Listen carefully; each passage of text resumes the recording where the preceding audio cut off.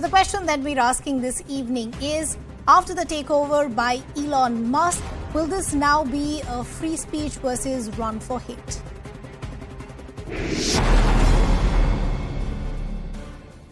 Let me also now bring in our guest to take this conversation forward. We have the MD of Wedbush and tech analyst at Wall Street, Dan Ives. We also have cybersecurity expert Jiten Jain. Good to have both of you on the broadcast with us. Dan, let me begin the conversation with you. As I was discussing earlier as well, anything that Elon Musk does is flamboyant, it's big, it's different, it's there to make a mark. But one thing that I've been wondering all through the day, even at a time when we were having so many twists and turns, how come we didn't see a second bidder? Oh, because 44 billion is probably overpaying by 20 billion for the platform. So there was no bidder within miles. I mean, I think this is going to go down as potentially one of the most overpriced M&A deals in tech in the last 30, 40 years, along with AOL, Time Warner. That's why. Remember, for Musk, richest person in the world, he could do this. But for him, the easy part was buying Twitter. The hard part's going to be fixing it. Okay. Jiten, I want to understand, as I said, so many twists and turns. Did we actually think that we'll see a day like this? And do you think that this will have a long-term value?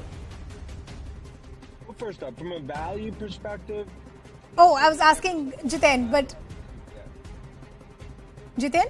Yes, of course. I think if Twitter is made available, with commercial features like, unlimited video streaming or longer video messages or, edit buttons or, paid verification to the corporates and political entities, especially the political parties who have been using Twitter for, all sort of purposes, right from fixing the election campaigns to public communications to the government seeking feedback on public policies. I think all these features of Twitter can be commercialized and they can be made paid, and which can bring in huge revenue for Elon. Now, important thing here is that, it may appear to be a little overpaid right now, but I think Elon Musk's strategy was to bid for 44, then make them negotiate and bring the price down to, maybe 38 or something. And he has done it with the past in every deal which is company which has bought that he had brought down the prices during negotiations. But I think this time he was put into a box because of the litigation, and he realized that the amount he will be spending in the litigation in the next 1 year would not be bigger than the difference what he would if he negotiates the Twitter directly and the value he brings down. So I think he has paid that check of 44 billion, and I realize that if not maybe in 2 years, in 3 years, he will be able to break even the deal, provided the size of user base Twitter has. And the second thing, what he's saying that it will not just be a microblogging platform anymore. Sure. It will be a super app like what you have in WeChat in China, where you can make payments, you can do social networking, you can do messaging, you can do online shopping, e-commerce, transactions. But that's the question, Jiten. Would users then want to use Twitter as that platform? Because there are many other alternatives. Will the authenticity of Twitter be lost? I'll come back to you in just a bit on that. Dan, what I essentially want to understand is, while Elon Musk very clearly has made a run as far as free speech is concerned, and he said, I want to change the game and make it an equal platform for all. But here's the worry as well. Doesn't this also become extremely dangerous as far as misinformation is concerned, especially as far as the narrative of political debates around the world are concerned? I think that's part of the problem here, is that also for Musk, it becomes a lightning rod situation. And the more of a cesspool it becomes, you can't bring advertisers on. That's been the biggest problem with Twitter from a monetization perspective. And for Musk, he walks a tightrope, especially with Tesla in China and other ventures, SpaceX, and just in terms of where he is around the world. That's the worry for investors. I also want to understand, Dan, another aspect from you as far as what the early challenges and what the early tests for Elon Musk could also look like. Many believe that the early test could actually come within days, when you will have Brazil electing its president and American voters go to the polls for as far as midterm elections is concerned. And the reason that I'm saying this is because Twitter has also already gone on to say that it will prohibit misleading claims about voting and the outcome of elections. But all of that was much before the deal went through. Well, that's why the big question in the next few weeks, does he let Kanye on? Does he let Trump back on? These are going to be the questions, because it comes down to 44 billion is a lot to pay just for freedom of speech in a town hall. And especially going into the midterm elections, that's going to be front and center, because the more of a lightning rod it becomes, the less advertisers are going to be on there. And that's the worry, especially as the company goes through just massive hurricane-like headwinds. Jitin, I want to understand another aspect from you, which is got everybody very, very curious that will Donald Trump make a comeback? We're already seeing a reaction from Donald Trump where he's going to say that Twitter now is in quote-unquote sane hands. You know, Elon Musk has already gone on to say that he will revoke all these lifetime bans, but these bans were awarded for a reason. Is it going to be dangerous? Is that question for me? Jitin, for you. The equity finance. And the last thing Dan, I was just asking Jitin to respond to that. Jitin.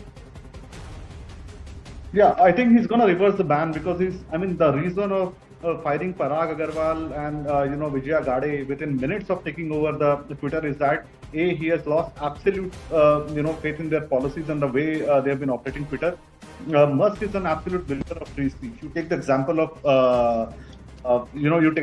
Ukraine, where he's putting the bill of almost billions of dollars just to ensure that Ukraine stays online. He's willing to put the same money in Iran. So I think he's going to ensure that Trump comes back. A lot of accusations which have been there, falling on Twitter of left-wing bias on left-wing extremism also has to be done away with. And he's going to make Twitter a safe space for political conversations without hatred and bullying. And I slightly disagree with Mark when he says that, advertisers are going to think twice, because I think if you look at it practically, advertisers will come wherever there are eyeballs. If Musk can bring in more eyeballs on Twitter without inciting hatred, I think advertisers this is where it becomes problematic. You're saying advertisers will come wherever they see eyeballs, but advertisers actually might be wary of doing business also with Elon Musk, because remember, he denounced the use of advertising on the platform itself. He's also gone on to say the company should find a different source of revenue. So wouldn't that be a clash point as far as advertisers are concerned? No, so this is he said in a context that he was accusing Twitter of lack of transparency in the algorithm of how the content is shown to the users, what tweets are shown, what advertisements are shown, what content is shown. So I think if you look at just last 4 years ago, Tesla was the first company which made the entire AI driving algorithm of cars public. So I think it may not be a surprise if Elon decides to make the entire Twitter algorithm of showing content public and open source. In that context, once he takes away the bots, once he makes the algorithm transparent, I think advertisers will have much more faith when we remove the bots, and they will be happy to pay much more money for the real human eyeballs they will get than the fake ones they've been getting, because I think 30 to 40%, I agree with him, are bots, and there have been multiple studies from different reputed universities that 30 to 40% users on Twitter are either bots or are fake accounts, just run for political campaigns or hatred propaganda. Dan, I want to understand another aspect from you. Sure. Dan, I want to understand another aspect from you.